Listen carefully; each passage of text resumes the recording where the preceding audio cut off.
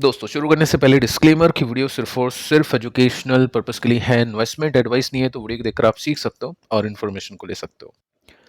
बाकी से पहले 3 वीडियोस मैं आपको दे चुका हूं जो कि कल के बाजार के लिए काफी इंपॉर्टेंट है। अगर आपने इन तीनों वीडियोस को देखा नहीं है तो आप इनको जरूर से देख लीजिएगा। सो यूएस के बाजार से स्टार्ट करते हैं वीडियो को, और इसमें आप देख सकते हैं डाउ जोन्स अभी के समय 362 पॉइंट्स की तेजी के साथ में है, यानी 1% का जंप है।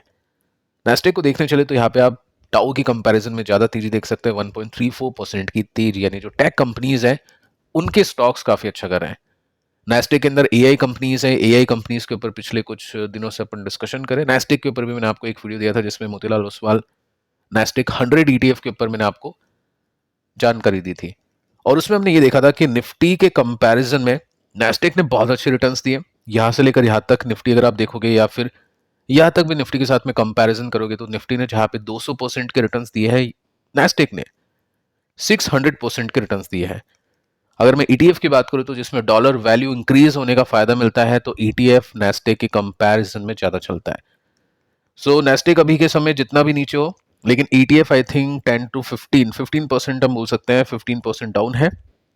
इन्वेस्टर्स यहाँ पे अपॉर्चुनिटी देख रहे हैं क्योंकि एआई कंपनीज वॉर से सीधी इंपैक्ट होगी नहीं, कुछ मेजर इंपैक्ट भी नहीं होगा, और आने वाले कुछ सालों में एआई कंपनीज में ग्रोथ काफी अच्छी देखने को मिल रही है। सेकंड आप देखोगे ना तो नैस्डैक की जो टॉप कंपनीज है, एनवीडिया है, एप्पल है, माइक्रोसॉफ्ट है, इनके स्टॉक या तो करेक्ट हुए हैं या तो नीचे गए हैं, और नीचे नहीं गए तो इनकी वैल्यूएशन काफी कंफर्टेबल हुई है।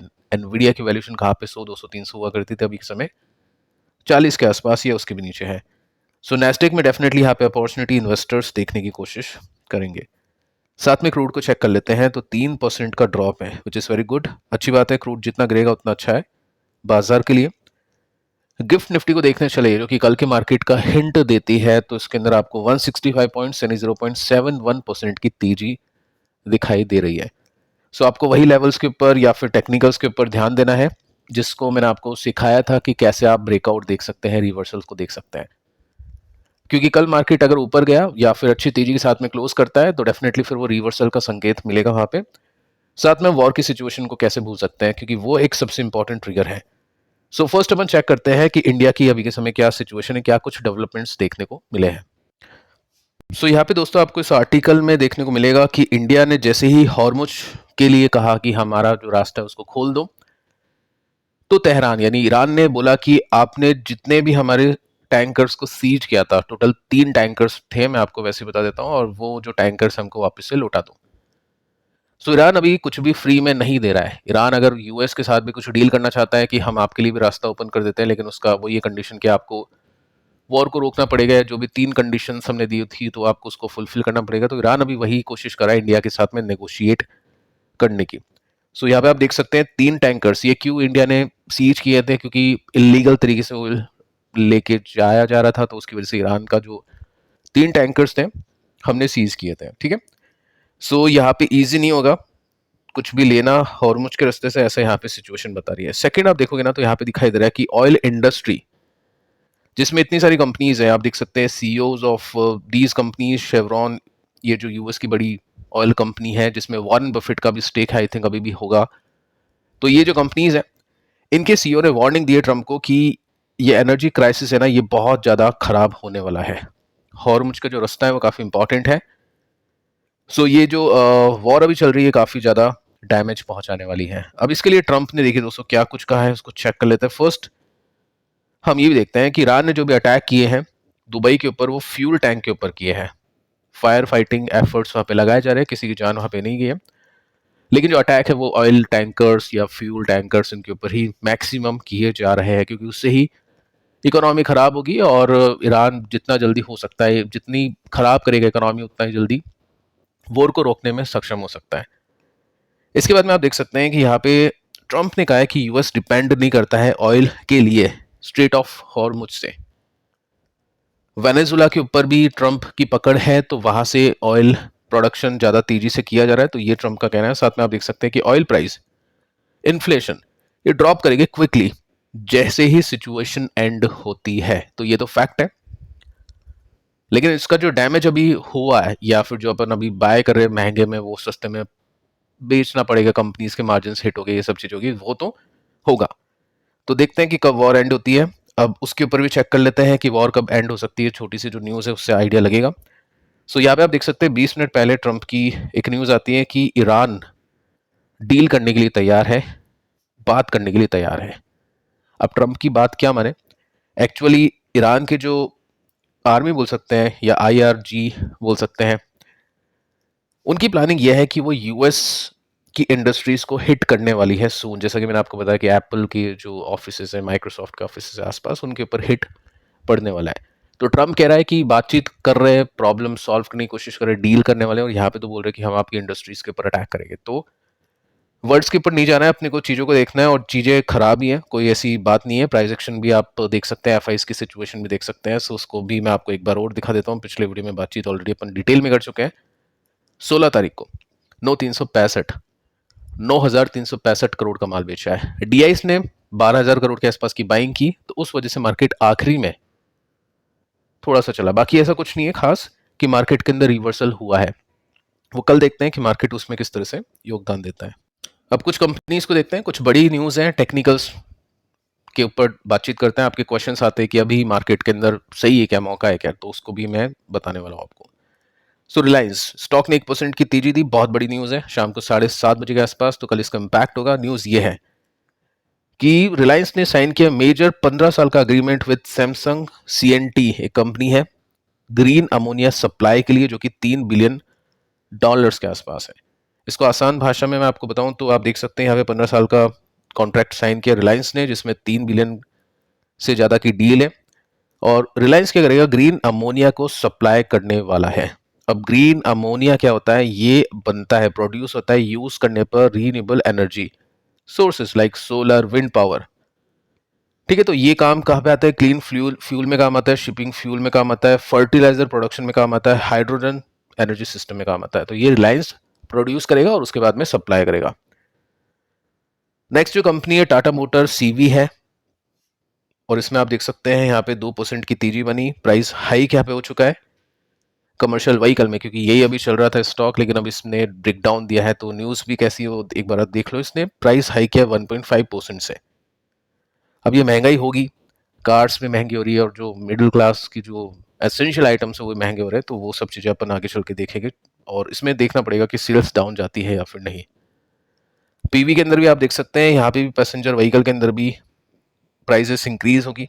ठीक है, उसके बाद में एलटीटीएस की न्यूज़ देख लेते हैं। 4% के साथ में क्रैश हुआ, शाम को 4 बजे के आसपास की न्यूज़ है। जो भी न्यूज़ मैं आपको बता रहा हूँ आफ्टर मार्केट क्लोजिंग है, तो कल इम्पैक्ट होगा स्टॉक्स के अंदर। सो कंपनी इंट्रोड्यूस कर चुकी है AI driven digital twin platform, जो लंग हेल्थ डायग्नोसिस के लिए काम आएगा। सो एनवीडिया के साथ में ये पार्टनरशिप की है, और उसके बाद में लॉन्च किया है, जिसमें बेटर रिजल्ट मिल सकते हैं। सो देखते हैं क्या होगा कल के दिन। बाकी स्टॉक अभी मेजर सपोर्ट पे आ चुका है। आरवीएनएल 1.4664% की गिरावट है, बड़े ऑर्डर मिल चुके हैं 952 मिलियन रुपीस का एनएमडीसी की तरफ से। और ये जो रेलवे कंपनीज हैं, इसके ऊपर भी आपके काफ़ी सारे क्वेश्चंस आते थे। ऑलमोस्ट हर एक सेक्टर की अभी लंका लगी हुई है। सो बेटर यही है कि थोड़ा सा भी वेट एंड वॉच करें। मैं आपको ऐसा कोई कॉल नहीं दे सकता हूँ कि आप कैश रखो मत खरीदो, वो सब जस्ट डेटा है, आपको उसके हिसाब से काम करना है। जस्ट मैं आपको अपना बता रहा हूँ। अब देखो रिलायंस स्टॉक अभी अपने माइनर सपोर्ट पे है, ये माइनर सपोर्ट है नीचे, ये मेजर सपोर्ट है। अगर यहां से अपने मेजर सपोर्ट पे जाता है तो 20% का डिप है। न्यूज अच्छी है, कल पता चलेगा कि कितनी अच्छी न्यूज है, कितना अच्छा प्राइस एक्शन यहां पे आता है। और ऊपर जाता है तो 15% का जंप है। तो मार्जिन ऑफ सेफ्टी इतना कुछ अच्छा नहीं है, मिलने में 15% है, खोने में 20% है। बाकी ठीक है, देखते हैं कि कल कैसा कुछ रिवर्सल्स होगा तो मैं आपको बताऊंगा। सीवी कमर्शियल व्हीकल बहुत अच्छा ट्रेंड बना हुआ था, इसमें ब्रेकडाउन हो गया, तो यहीं पे एग्जिट इन्वेस्टर्स ने कर दिया। ठीक है, अब ये स्टॉक गिरता पड़ता देखते हैं कहां तक जाता है। सो यही अभी खेल चल रहा है मार्केट के अंदर। बाकी न्यूज़ तो न्यूट्रल है, क्योंकि प्राइस इंक्रीज करते हैं तो इनका प्रॉफिट बढ़ता है, लेकिन कभी कभी सेल्स भी कम हो जाती है। तो देखना पड़ेगा कि मार्केट इसको किस वे में लेता है। पीवी को देखें तो यहाँ पे भी कुछ खास नहीं है, ब्रेकडाउन पे ब्रेकडाउन यहाँ पे देखने को मिल रहा है। सो प्राइस एक्शन इसका भी बहुत ही खराब है। साथ में एलटीटीएस की बात करें तो अपने सपोर्ट के आसपास आ चुका है, बट वही बात है, सपोर्ट अच्छी अच्छी कंपनीज के टूट रहा है। अभी एग्जाम्पल दूं तो आरवीएनएल आप देख सकते हैं, इसका भी जो सपोर्ट है वो टूट चुका है। इंडिकेशन मिला था कि जो हाइज है वो अगर नीचे शिफ्ट करे तो मोस्ट प्रोबेबली बहुत ज्यादा चांसेस होते हैं कि सपोर्ट टूटेगा। अगर अभी सपोर्ट आप देख रहे हैं कि किस कंपनी का कैसा है, मैंने आपको पिछले वीडियो में बताया, 2 कंपनीज के एग्जाम्पल देखिए कि स्ट्रॉन्ग सपोर्ट कैसे देख सकते हैं, फर्जी सपोर्ट आप कैसे देख सकते हैं। सो वीकनेस यहाँ पे आपको देखने को मिल रही है। अब देखिए दोस्तों, एक इंटरेस्टिंग डेटा देता हूँ जिसमें आपके काफ़ी सारे क्वेश्चंस आते हैं कि सर आईटी कंपनी अभी अच्छी है क्या, या फिर कोई भी कंपनी जिसका स्टॉक अभी नीचे है, बहुत क्वालिटी कंपनी है, मैनेजमेंट अच्छा है, फंडामेंटल्स अच्छे हैं, वो क्या अभी अच्छी है क्या। तो फर्स्ट आप देख सकते हैं देश की 20 बड़ी कंपनी जिनके स्टॉक ऊपर से काफ़ी नीचे हैं, पिछले 5 साल में कुछ परफॉर्मेंस नहीं है। ऑल टाइम हाई से आप देखोगे तो 48% नीचे है। TCS, Hindustan Unilever 25%, Infosys 38%। Nifty bear market में नहीं है तो क्या हो गया, स्टॉक तो बेयर मार्केट में जा चुके हैं कंप्लीटली, और जो पोर्टफोलियो है वो भी बेयर मार्केट में जा चुका है। आप देख सकते हैं 92% भी कुछ है। वोड आइडिया है, 1 लाख करोड़ का मार्केट कैप इसका, ठीक है। और बाकी जो कंपनीज आप देख सकते हैं, कोई 45, कोई 86, कोई 90, इतना स्टॉक नीचे है। पॉइंट ये आता है कि जब भी स्टॉक इतने गिरते हैं ना, तो कैश हाथ में होता है या खरीदने का मन करता है कि चलो खरीदते हैं। सो अगर आपको खरीदना है तो आपको 2 चीजें छोड़नी पड़ेगी, आपको 2 थॉट्स निकालने पड़ेंगे अपने मन से। पहला ये है, आपको ये नहीं सोचना मार्केट का बॉटम बन चुका है, या मैंने जो स्टॉक अभी भी खरीदा है इतना गिरने के बाद उसका बॉटम बन चुका है, ठीक है। सो बॉटम हो सकता है नीचे हो। सेकंड, आपको जो थॉट है वो निकालना है कि मेरे खरीदने के बाद में वो स्टॉक चल पड़ेगा, वो अभी नहीं है, टेक्निकली वो सिग्नल नहीं है, फंडामेंटली वो सिग्नल नहीं है। 2 थॉट निकालने हैं। क्वेश्चन आएगा कि ये दोनों चीजें नहीं होगी तो मैं खरीदूं क्यों।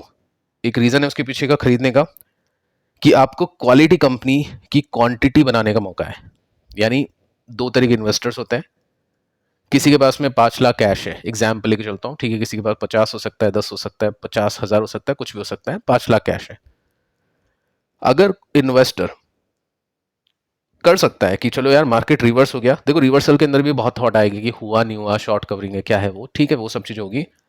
तो कोई इन्वेस्टर कर सकता है कि मेरे पास 5 लाख है, रिवर्सल करते या थोड़ा सा मार्केट और ऊपर जाते मैं वो पूरा पैसा लगा दूंगा, तो ठीक है। और नहीं कर सकता है तो फिर वो इस गिरावट में खरीदारी कर रहा है और करनी चाहिए उसको, बट साथ में थोड़ा कैश तो रखना ही है ताकि नेक्स्ट खरीदारी कर पाए, क्योंकि ना ही बॉटम बना है और ना ही मोमेंटम आने वाला है। सो क्वांटिटी से इंक्रीज होती है, क्योंकि इन्वेस्टर एक साथ इतनी क्वांटिटी नहीं खरीद सकता है, उसके मन में थॉट्स हो गए कि अभी हुआ नहीं हुआ।